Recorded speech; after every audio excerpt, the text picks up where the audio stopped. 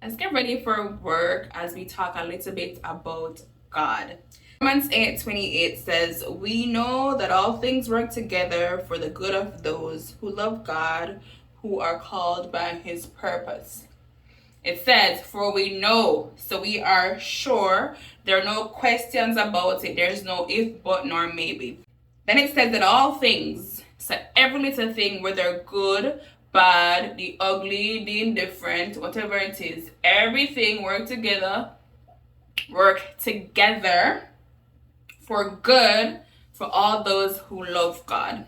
We must first love God. What does it mean to love God? To love God, whenever Jesus asked Peter, "Do you love me?" and Peter was like, "Come on, dude, you know I love you."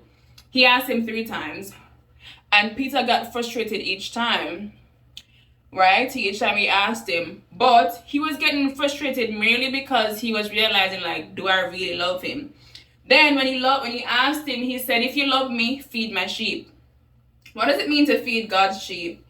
It means that you must show the things that Jesus showed while he was here: compassion, humanity, humility, kindness, forgiveness. Feed his sheep, and also to teach the gospel, to preach the gospel, and to preach the love of Jesus.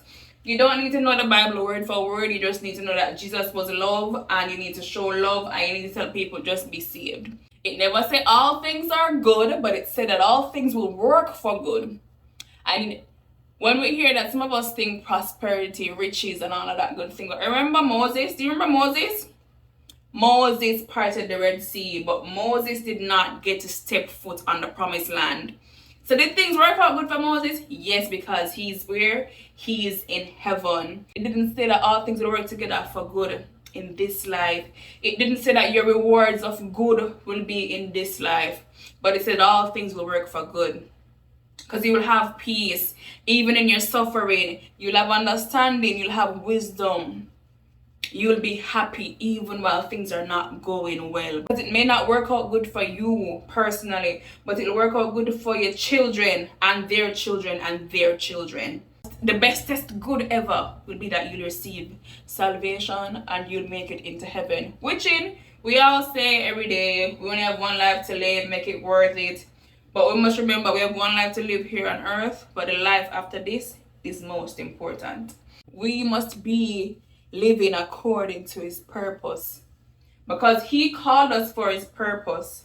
But what is the purpose of God? In everything that God does, sending Jesus, saving souls, giving us his word, giving us instructions, leaving us with instructions, he is simply concerned with building his kingdom. That is the purpose of God, his kingdom, the kingdom of heaven, returning it to what it was intended to be, with man being a part of the family of God. It may seem to be working out for good for those who are not called by his purpose, but in the end, a man will gain the world and lose his soul if he is not called by God's purpose and if he's not living a kingdom purpose-driven life. To be called by his purpose means that we are living a life acknowledging that this life is not the end. That the end of this life is not the end. It is merely the beginning of, being able to enjoy the reward that has been laid up for us in heaven. Is to know that we were created to honor him, to glorify him in our highs and our lows. And to know that with that servitude, there comes a peace, there comes this ability to rest in the middle of your storm. Because though he may not take you out of it, he's going through it with you. We're living out his mandates day and night. It means that we are following Jesus Christ through and through. And we are being carried through and through by Jesus. To love God is more than to just have an emotion towards him. It's to want to serve him. It's to want to please him. To want to do for him the things that he wants us to do. To be called by his purpose is to be equipped to do such, because he doesn't only call you. The Bible tells you that those who he called, he equips them. He gives them the things that they need to succeed in life.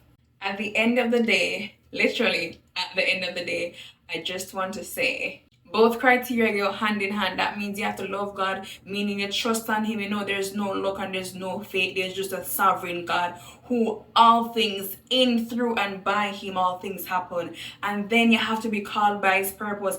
And being called means you have to answer the call at the same time, because he calls but not many answer. And answering meaning you have given him everything and you say, God, I am here, use me as you wish. Use me in my sickness that I may not be healed from. Use me in my sickness that I may be healed from. Use me in my riches that I may share with others. Use me in my poverty that I may encourage others and show others how to live with little, knowing that I have much in me. So everything will work together for good. Your life may not be good, great, and awesome here in time, but trust an eternity full of heavenly rewards will be yours.